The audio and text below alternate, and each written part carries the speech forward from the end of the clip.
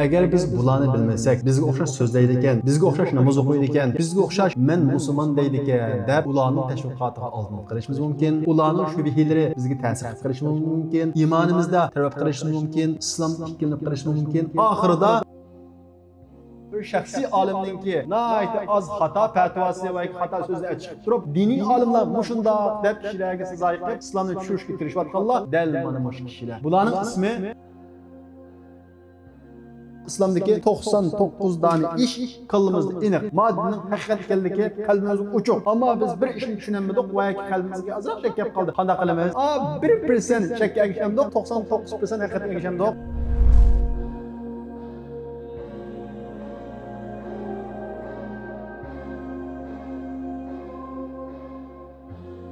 Elhamdülillah ve salatu ve selamu ala Rasulillah amma ba'd. Assalamu alaikum ve rahmetullahi ve berekatuhu qarindoshlar. Biz Uyg'urlarga tushgan oyat nomli darsimizni o'qiymiz. Biz bugun qaysi darsni o'qiymiz? Ya'ni Alloh subhanahu va taolaning bizga tushgan qaysi oyatni o'qiymiz desanglar. Aziz qarindoshlar, qarinlarda bo'lgandek biz Uyg'ur musulmonlari 1000 yildan beri islom dini e'tiqod qilib kelyapmiz. Islom dini bilan ma'rifatlik davrlarni yaratdik. Islom dini bilan ko'klaymiz. Islom dini bilan va shundaqla bugungi zulmdan qutulamiz va shundaqla vatanimizni azod qilamiz. Biz islomdan ayrilsak medeniyetimizga dağıp ketadi. Biz İslamdan ayrılsak gücümüzden ayrılmamız. İslamdan ayrılsak ruhi gücümüz, ruhi enerjimizden ayrılmamız. İslamdan ayrılsak zulüm karşı duruş gücümüzden ayrılmamız. Bunu bilgen zalimler, bunu bilgen düşmanımız en avval hücum nereden başlarlar? İslamdan başlarlar. Hem de bizim düşmanımız fakat zalimler mi? Zalimler mi xatarlik? Bugünkü bizge zulüm kılavatkan düşmanımız mı xatarlik? Bir türlük insanlar. Ular kimler? Bularını bilişimiz lazım. Eğer biz bularını bilmesek, bizge okşaş sözleydi eken, bizge okşaş namaz okuydu eken, bizge okşaş men musulman deydi eken deb ularning tashviqotiga oldinib qilishimiz mumkin. Ularning shubhalari bizga ta'sir qilib qilishi mumkin. Iymonimizda taraf qilishimiz mumkin. Islom ikkilanib qilishimiz mumkin. Ahırda imandan ibaret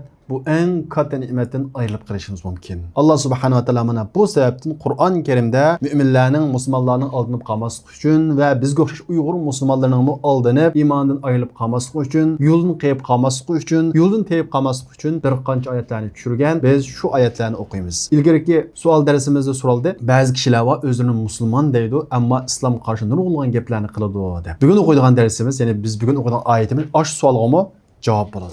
Allah subhanahu wa ta'ala biz bugün okuyduğun ayette şundaq deydi. A'udhu billahi mineşşeytanirracim. Bismillahirrahmanirrahim. Ve minen nasi men yaqulu amanna billahi ve bil yevmil ahir ve ma hum bimu'minin. Ey Müslümanlar, yani ey Uygur Müslümanları, kişilerin arasından biz Allah'a işendik, ahiretke işendik deydiğen kişiler var. Ve ma hum bimu'minin. Ular mümin emas deydi Allah subhanahu wa ta'ala. Özünü mümin desimi, Allah'a işendim desimi, ahiret günge işendim desimi, ular mümin emas deydi. Kim bular? Ularning qanday alamati var? Nima uchun ular Allohga ishendik, oxirat kunga ishendik desimi, Allah subhanahu wa ta'ala ularni nima uchun ular mümin emas dedi? Yuhadi'unallah.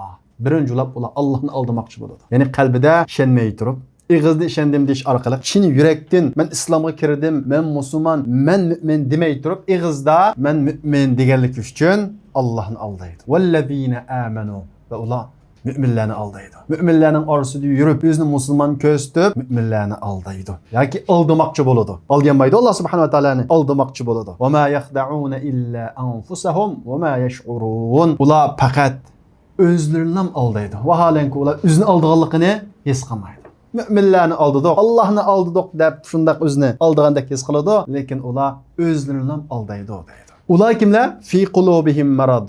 Ular imanni ko'rgandan keyin, islomni ko'rgandan keyin, musulmonlarni ko'rgandan keyin, islomni tushungandan keyin qalbida shak bo'lgan kishilar. Aslida bir mu'min islomni tushunib, ba'zi ishlar qalbiga yechilmay yoki ba'zi ishlarni tushunolmay, qalbiga shak va shakning to'yindagi ba'zi bir narsalar kelib qolsa, darhol u haqda izlanadi. To'g'ri tushunishga tirishadi. U shak shubhani qanday qiladi? Yo'qotadi. Ammo ma'tullik insonlar qanday qiladi? Qalbiga shak tushgandan keyin shu shakning keyindan mengib şekni yoğuntudu. Şekte çın turvalıdı. Nurgulgan doğru hakikatlerini görsün onu itibarga almaydı. Çünkü iman meselesine karanlar. Bir qatımdılan hemme narsa bizga aydın olib ketmaydi. İslamdaki nurgulgan meseleler var. Bir qatımdılan biz hemmini qabul qilib ketmaymiz. Tedrici halda qabul qilamiz. Ama İslamdaki 99 tane iş qalbimizda iniq. Maddenin hakikat ekanligi qalbimizga uchuq. Ama biz bir ishni tushunamadik va yoki qalbimizga azab shak kelib qoldi. Qanday qilamiz? 1% shakka ergashamdik, 99% haqiqatga ergashamdik. Mümin 99% haqiqatga ergashadi. Tushunmagan, qalbiga shak tashlagan ish haqida to'g'ri tushunishni izlanadi. To'g'ri pozitsiya tutadi. Ammo munofiqcha desanglar 99 haqiqat bo'lsa-mu, shu 1% shakka eslib oladi. Shuni uyg'ontadi. 99% haqiqatni e'tiborga olmaydi. Demak, bir odam iymonning kirishini xohlasa, yetarlik dalil bor. Ammo tunji qatimdilar ilmiy saviyasi tufayli ba'zi ishlarni tushunmasligi mumkin. Tushungusi bor, to'g'ri yo'lni topqusi bor odam uning javobini topa oladi. Masalan, bir odamningki bir qasrga kirgusi bo'lsa, 99 ishq taqoq, bir ishq uch qo'yib qolsa, shu ishqdan kiradi. Ammo u odamning qasriga yoki bir yak kirgusi bo'lmasa, 99 dan ishq uchuq, bir ishq taqoq qo'yib qolsa, ishq taqoq ekan-ku deb, taqoq bir til ishqni bahona qilib, u yoqqa qilmaydi, kirmaydi. Munofiqlar shunga o'xshaydi. Nurg'un haqiqatlar bor, uni ko'rmasdan keladi, ammo ba'zi bir narsalarni o'tirib chiqish orqali u shakda turib oladi. Shakda turib olgandan keyin 99% haqiqatni ko'rgil unmagandan keyin Alloh subhanahu va taolo qanday qiladi? Fazadahumullohu marada. Alloh uning shakini ko'paytirib qo'yadi. Uning qalbidagi kasalni ko'paytirib qo'yadi. Walahum azabun alimun bima kanu yaktibun. Ular yolg'on aytganligi uchun, yolg'onchi bo'lganligi uchun ana shunday nurg'un haqiqatlarni ko'rib turibmi? Haqiqatni ko'rmadim deb turib olganligi uchun ularga dadlik azob bo'ladi qiyomat kunisi. Mana mushu turli kishilardan bo'lib qilishdan qattiq ehtiyot qilishimiz kerak. Va shundaqla bu turli kishilarni aniq tanishimiz kerak. Bu turli kishilar qalbida maraz bo'lgan, qalbi shak bo'lgan va shakka agashgan, haqiqatga emas, shakka agashgan kishilar qanday qiladi desa, Alloh subhanahu va taolo uning qalbidagi shakni ko'paytirayotgandan keyin bu yo'lda texmi taraqqiy qilib musulmonlarga hujum qilishga boshlaydi. O'zini musulmon deydi. Men musulmon deydi. Ammo musulmon deb turib, oxirat kuniga ishlaman deb turib, davomli musulmonlarga haqorat qiladi, islomga haqorat qiladi, islomdan yuchuq tepish uchun to'xtamay tirishadi. Ular o'zlarini isloh qilg'uchi, biz oqartquchi, Uyg'urlarni qutuldirg'uchi deb atoladi. Qur'on Karimda buni deb qo'ydi Alloh subhanahu va taolo. Va iza qila lahum la tufsidu fil ard qalu innama nahnu muslihun. Ularga mazmunni buzg'unchilik qilmanglar. Bunda fikrlarni taqib, "Men musulmonlarni ozdirmanglar, shubi tashlamanglar" desa, qalu innama nahnu muslihun. Biz islohotchilar biz. Biz kishilarni islomdan ojitib, uni isloh qilmoqchi deydi.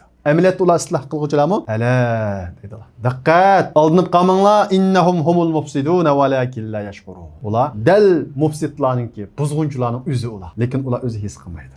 O'zi islohotchi deb ataydi. Va iza qila lahum aminu kama amana an-nas. U turli kishilarga kishilar iymon etgandek iymon etinglar desa, qalu anu'minu kama amana as-sufaha. Aqlsiz kishilar iymon etgandek iymon etamdimiz deydi. Demak, ular iymonni da'vo qiladi, oxiratga bo'lgan iymonni da'vo qiladi, ammo boshqacha iymon etadi. Boshqacha bir islomni da'vo qiladi. Ulg'a sizlar islomni o'zgartiraman demay, boshqacha bir islom paydo qilaman demay, "Ma navbatda, ma dunyoda bor musulmonlik e'tiqodi bir, ma to'g'ri yo'lda menga musulmonlik iymon etinglar" deyilsa, ular nima deydi ekan? Anu'minu kama amana as-sufaha. Ma aqlsiz kishi iymon etgandek iymon etamdoq deydi. Demak, bu turli kishilarningki birinchi loyihaligi hakavr. Ikkinchisi, musulmonlarni aqlsiz deydi, tuvan ko'radi. O'zini aqlliq chaqlaydi. Rost shundaqmi? Allah subhanahu wa ta'ala ala innahum humus sufaha walakin la ya'lamun. Diqqat, aqlsiz kishilarning dal o'zi ana shular deydi. Musulmonlar, müminlar, to'g'ri yo'lda mangan müminlar aqlsiz kishilar emas. Ular o'zlari aqlsiz walakin la ya'lamun. Lekin ular bilmaydi. Va iza laqul ladina amanu. Endi ular o'zini ana shundaq aqlliq, mu'minlarni aqlsiz deb mana shundaq ayblab bo'lgandan keyin va shundaq ayiblash bilan birga va iza laqul ladina amanu qalu amanna. Mu'minlar uchrashgan vaqtda amanna, biz mu'min, biz Allohga ishonamiz deydi bular. Hergiz biz kafir demaydi, mümin deydi. Va iza khalu ila shayatinihim. O'zining shaytonlarning qashqa baqa vaqtida, ya'ni bunun o'z yig'ilishlari va aralashadigan haqiqiy va yurkidan aralashadigan odamlar va shundaq odamning qashqa baqa vaqtida qalu inna ma'akum. Biz sizlar billah. Biz sizlar fikirdosh, biz ulardan fikirdosh emas. Ular bizning fikrimiz bir yerdan chiqmaydi, xiyolimiz bir yerdan chiqmaydi, planimiz bir yerdan chiqmaydi. Endi biz yurtdan olib qolmayli, jamoatdan olib qolmayli deb ular bilan aralashib qo'yamiz. Lekin biz sizlar fikirdosh deb cho'nglarning qashqa baqa vaqtida mushundaq deydi. Ya'ni mushundaq 200-chilik qilib yashaydi. Innama nahnu mustahzi'un. Biz musulmonlarni masxara qilamiz deydi. Tuvan ko'rdi musulmonlarni. Allohu yastahzi'u bihim. Ular mu'minlarni masxara qilishida o'zining qarshisiga mu'minlarni ag'an emas, Allohni ag'an. Uning qarshisiga Alloh chiqadi. Allohu yastahzi'u bihim. Alloh uni masxara qiladi. Va yamudduhum fi tughyanihim ya'mahun. Ularning texmi cho'ng qilishi uchun, texmi bu azg'uliqda petib, texmi qattiq azob berish uchun, Allohni aldamoqchi bo'lganligi, mu'minlarni aldamoqchi bo'lganligi uchun Alloh subhanahu va taolo ularni u azg'uliqida qo'yib etadi. Ular shunday ko'ranglab mingiveradi. Ulaikallazina ishtaravu-d-dalalata bil-huda fama rabihat tijaratuhum va ma kanu muhtadin. Shu kishilar bo'lsa, azg'uliqni hidoyatga tegishgan, azg'uliqni hidoyatga setib olgan kishilar. Ular hidoyatni ko'midimi? Ko'rdi. Ammo shundaq turib azg'uliqni tanladi. فَمَا رَبِحَتْ تِجَارَتُهُمْ وَمَا كَانُوا مُهْتَدِينَ. Ular bu ticaretde pay tapamadı ve hidayet tapkuçu olmadı. Doğru yolunu tapamadı. Kafirlar bilan munofiqlarning, ya'ni ma oyati isbotlagan u turdagi kishilarningki bir farqi bor. Kafirlar beşini tatib ishonmaydi. Men dinga ishonmayman deydi. Ammo bu oyatda ayıplagan, bizni ogohlantirgan bu turli kishilar kimlar? Munofiqlar. Munofiqning farqi nima desanglar, munofiqlar iymonni ko'rdi, hidoyatni ko'rdi, haqiqatni ko'rdi. Ammo ya qalbida kasal bo'lganligi va ma'lum shubhi uchun, turvag'anligi uchun haqiqatni ko'rg'ilmay, ular hidoyatni ko'rib turib, ozg'unlikni yaxshi ko'rgan kishilar bo'ladi. Hidoyatni bilib turib, ozg'unlikni tanlagan kishilar bo'ladi. Herkesim ular beşini tatib ishonmaydi emas. Haqiqatni biladi, ko'rdi, ammo ozg'unlikni tanladi. Nima uchun? Nurg'un sabab bor. Ya o iman yo'lidagi mushaqqat sabablik, ya iman yo'lidagi badal sabablik, va yoki o'sha qalbidagi havoy havas sabablik, va yoki rahat sabablik, va yoki qalbidagi ana shunday shak shubhini yo'g'intish sabablik ular nifoq yo'lini tanladi. Ozg'unlik yo'lini tanladi. Alloh subhanahu va taolo bu ahvolni bizga misol qilib tushuntirib, "Masaluhum kamasalil lazi istawqada nara." Ularning misoli shuki, ular shu kishilarga o'xshaydiki, o't yaqqan, isinish uchun, yuruqidan foydalanish uchun, ya'ni hidoyatni ko'rgan, iymonni ko'rgan. Kullama adaat ma hawlahu.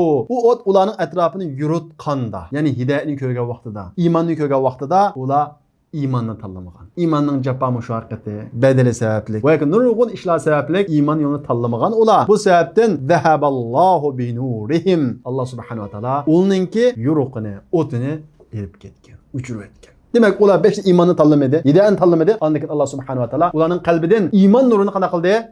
Elib ketdi. وَتَرَكَهُمْ فِي ظُلُمَاتٍ لَا يُبْصِرُونَ. Allah subhanahu wa ta'ala ularni hech yani ko'ranmaydigan qorong'ulikda qo'yib qo'ydi deydi. Qorong'ulikda qolgan nima ish qiladi? Nega mengashni bilmaydi. Peng'irqaydi. Dal munofiqning ahvoli shunday. To'xtamay ikkilanadi. Qaysi yo'l to'g'ri, qaysi yo'l xato deb mana shunda haqiqatni ko'rgandan keyin ma'lum sabablar tufayli o'zidan ansirab, meldan ansirab, bolasini ansirab, rohatni ko'zlab, mushu hayotdagi ma'lum turmushlarni ko'zlab haqiqat yo'lini tanlamaydi. Bu sababdan Alloh subhanahu va taolo ularni zulumat, qorong'ulikda qolib qo'ydi. Hayoti tengirqash ichida ko'radi. Nega mengashni la yubsirun ko'ranmaydi deydi. Demak, munofiqning ahvoli.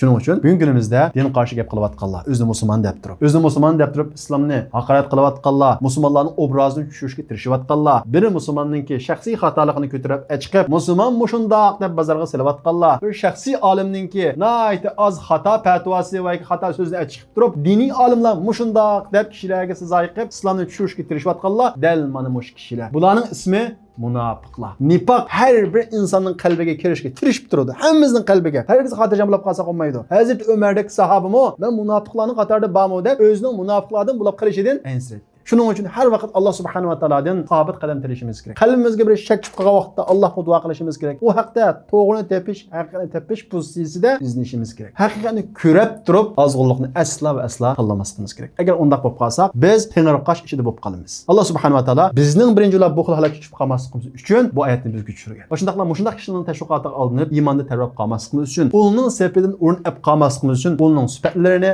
alomatlarini to'liq bayon qilib bergan. Qur'on Karimda eng ko'p tushgan oyatlarning birisi mana shu munofiqlarning sifatlari va alomatlari. Endi bularning alomatlaridan qisqacha bir tunishib o'tsak, Alloh subhanahu va taolo deydi: "Ya ayyuhallazina amanu la tattakhidu bitanatan min dunikum."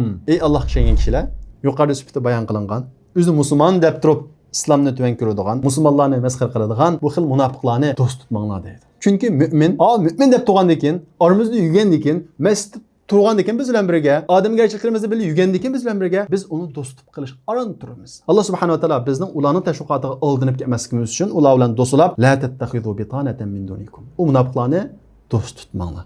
La ya'lunakum khabala. Nima ish do'st tutmanglar deydi? Ular sizni ozdirishda bushib qolmaydi. Sizlarga shubhi tashlashda bushib qolmaydi. Bir yil o'lsanglar, qalbingizga shubhi tashlaydigan gap qiplam turadi. Musulmonning ayibini qiplam turadi. Musulmonning ayibini sav bilan tarazlaydi. Ammo bir kofirning ayibini olsa yapadi, to'g'ri tushunadi. Davomli sizlarga tashviqot qiladi. Shuning uchun bularni do'st tutmanglar deydi Alloh subhanahu va taolo. Waddu ma anittum qad badatil baghda'u min afwahihim. Ondan keyin Alloh subhanahu va taolo ularning ba'zi alomatlarini bayon qilib, waddu ma anittum, ular, ya'ni bu munofiqlar musulmonlarga ziyon yetishini orzu qiladi. Musulmonlarning g'alaba qilib qolishini orzu qilmaydi. O'sha islomiy topninki, musulmonlar jamoatininki ustun bo'lib qolishini orzu qilmaydi.